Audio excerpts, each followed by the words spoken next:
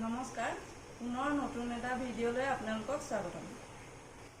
ৰঙালাওটো সকলোৱে খাই পাইছে, কিন্তু গুটিৰ চাটনি যে সকলোৱে খাই পোৱা নাই। আজি মই আপোনালোকক গুটিৰ চাটনি কেনেকৈ খায় তাকে দেখুৱাম। ভিডিঅ'টো ভাল পালে লাইক শ্বেয়াৰ ছাবস্ক্ৰাইব কৰিবলৈ নাপাহৰিব। দেৰি নকৰি আৰম্ভ কৰোঁ, শেষলৈকে আপোনালোকে ভিডিঅ'টো চাই থাকিব। এতিয়া মই প্ৰথমতে ৰঙালাও গুটিখিনি ভালদৰে ধুই লৈছোঁ, এনেকৈ চাফাকৈ। তাৰপিছত মই খৰাহীটোত দি ৰ'দত দিম। এতিয়া সুন্দৰকৈ এনেকৈ মেলি ৰ'দত দি দিছোঁ। এনেকৈ ৰ'দত দি ভালকৈ শুকাবলৈ দিছোঁ।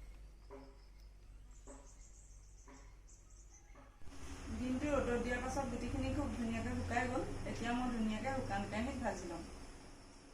গেছটো জ্বলাই কেৰাহীখন পাতি লৈছোঁ। কেৰাহীখন অলপ গৰম হওক। তাৰপিছত মই গুটিখিনি দি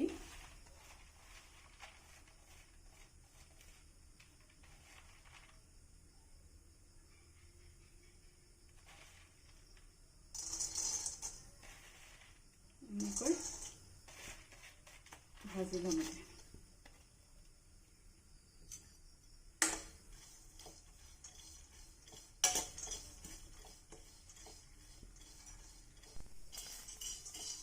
মোৰ ৰঙালাও গুটি হৈ গ'ল ভজা।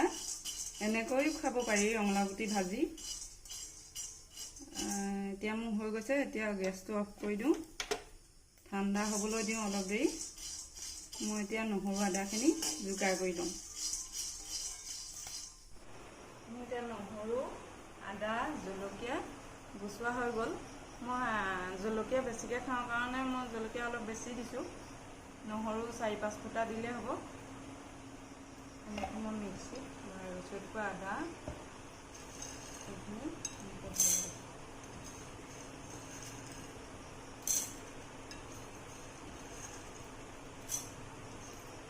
নিমখ অলপ আন্দাজমতে দি মিক্সিটোত লগাই পিচি দিলোঁ।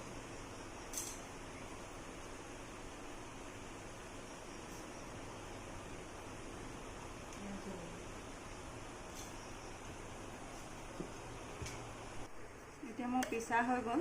এইখিনি উলিয়াই দিওঁ।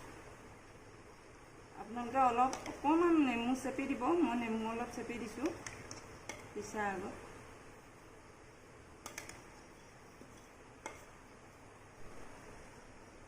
এনেকৈ বনাই আপোনালোকেও কেতিয়াবা খাই চাবচোন, বহুত টেষ্টি হয়।